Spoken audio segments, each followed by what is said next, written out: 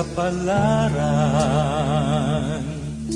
Muhadla lang sa atong dughan, matnguni lang nga dili mapapas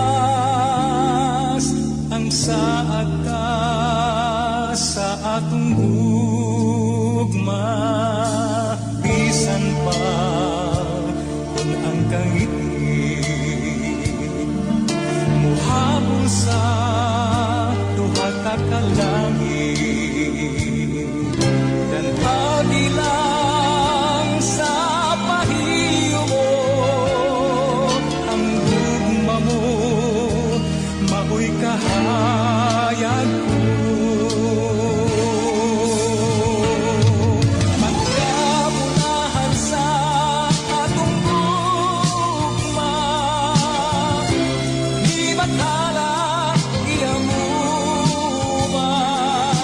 dili ta tawangon, dili ta pakyason, tumanon kang tanang panumbata.